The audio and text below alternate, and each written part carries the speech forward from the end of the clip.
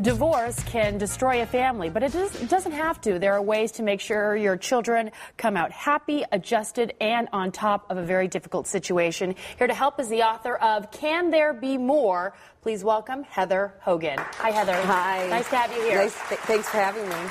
Well, you recently went through a divorce a couple years ago. How did it affect your children?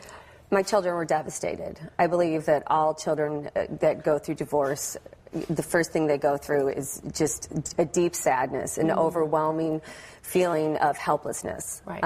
How old were they? They were, at the time, let's see, they would have been 12, 6, and I believe 4-ish. 4. Right. So who took it the hardest? My middle child. My middle son took it the hardest. It was, I believe it's the age, anywhere between 6 and 10, those ages seem to really be devastated by splitting time between the two families. Okay, because the youngest might be too young, and the older one is and the kind oldest, of understanding. yes, exactly. A little bit more into their own life. Okay. You know, they're not as, you know, they have their own things going on. They're not as worried about mom and dad and what's going on. The middle child, he took it the worst. So how long did it take for them to recover? About 2 years. 2 years, but 2 years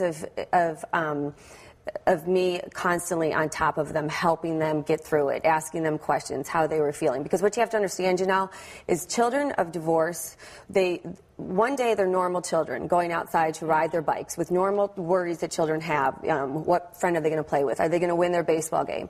And then all of a sudden they have adult worries. When are they going to see their mom and dad? Are they going to have to sell their home? How are they going to cope with all of these losses? Right, so they're basically taking on bigger issues. Huge issues, huge issues for children that really children shouldn't have to take on these issues. But as you know, so many children do nowadays. Well, you actually have some tips on basically how to help children successfully thrive and, you know, survive a divorce. And the first one But not just survive, Janelle. Survive and thrive and come out on the other side, possibly even better. You just have to realize, Janelle, that it doesn't have to be that it's tragic, but it doesn't have to shape their life and make them become withdrawn. It can help them also. Adversity does nothing but create character. That's true. I mean, that's why we brought you on, because your kids are happy, totally well-adjusted, yes, absolutely. and have come out on top. Absolutely. And you were always open with your kids. You say that's a very important tip. Always. So you never sugarcoated anything? I never did. If you're going to sell your children's house, then you tell them, we are selling the house and you are going to have to move. Okay, they don't need to be struck with another surprise. If you lie and you try to help them sugarcoat things, it's not, in the end, it's just going to be worse for them. Right. So you just be open and honest with everything. Keep their routines as normal as possible. What do you mean, like bedtime, story time, bath time, dinner time, lunch time, breakfast, everything. They have enough to worry about without having to worry about, okay, now we actually dinner at 7 instead of 6. And just keep it as normal as possible. They have enough going on. Okay. And then you say it's very important to let them know they're loved by both parents. Because I know that can be hard when you're going through divorce. You might feel some animosity towards your ex-spouse. Absolutely. Never, ever say a bad word about the ex, nor should your ex say a bad word about you. You have to keep it simple also, but also let them know this is not your fault. You did not do this. This is not your fault. This is mommy and daddy's deal. We both still love you. Life is still the same. You are still going to be loved by both of us, and it's all going to be okay. I will make sure it's okay. How did you learn to do this? You know, because it's very difficult. It is difficult through my own life personal tragedies. Yes, yeah, exactly. You have actually gone through a lot since you were a little girl. I've gone through a lot, and I've really learned how to deal with tragedy internally. Because when I was a child, my mother was killed when I was 3 years old, and I was raised by a severe alcoholic. And the one thing that I didn't have in my life was an adult to help me get through what I was going through. I had internalized everything, Janelle. And when you internalize everything, what happens is you become anxiety-ridden, you have resentment issues, you become angry.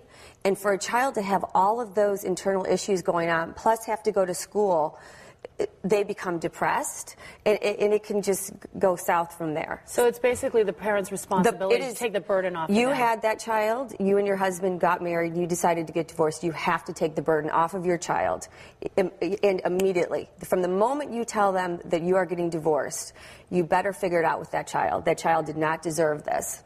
What about gifts. Sometimes they help. Do not do that, okay? Do not this is, you know what I told my children to know, and this is the truth. There's always somebody in this world that has it worse than you, and there is always somebody that has it better. So take whatever you've been given, grasp it, love it, deal with it, and you will not feel deprived. Now, just because Daddy and I got divorced does not mean you're getting a new bike, you're going to Maui, the PlayStation's coming, because then they turn into master manipulators. Yeah. Okay, and you don't want that. Okay. That's not the way, just talk to them. My children and I had what I called couch time. We would meet on the couch on Wednesdays, and I would sit the three of them down, and I would say to them, okay, what do you want to ask Mommy? Anything you want to ask me, you ask me. What are you concerned about? What are your worries today? What is not working? Do Daddy and I need to change the routine? Right. Do you need to see Daddy more? What do we need to do to help you get through this? And they loved it. It helped them so much. And I just continuously talked to my children and never gave up and never blamed the other. Yeah, they had no fear. They could ask whatever they wanted. Fears. Felt very comfortable asking the questions. No fears. And you know what you have to realize too? If a child feels safe, safety leads to security. And when a child feels safe and secure, they have the self-confidence to fly in this world. And that's all they need. Well, you have definitely thrived in your life. I mean, what do you want people to take away from your book? To know that life is good no matter what you've been dealt. I don't care if you want to fold your hand before you've been shown the river cards. Life is good. I've had more tragedies in my life than probably should fill 10 people's lives. But I've come out of it at the age of 39 happier than ever. I appreciate every day that's been given to me. I never take anything for granted. And I love the fact that the birds are singing, the sky is blue, Janelle. Life is good. It doesn't, anything, you can get through anything. And your book, Can There Be More, is available on Amazon.com. Amazon.com. It's doing so well. Yep. You've also got the blog, Plot Too Hot. Plot2hot.com. A lot of mommy insight on that website, A lot of mommy insight on there, and lots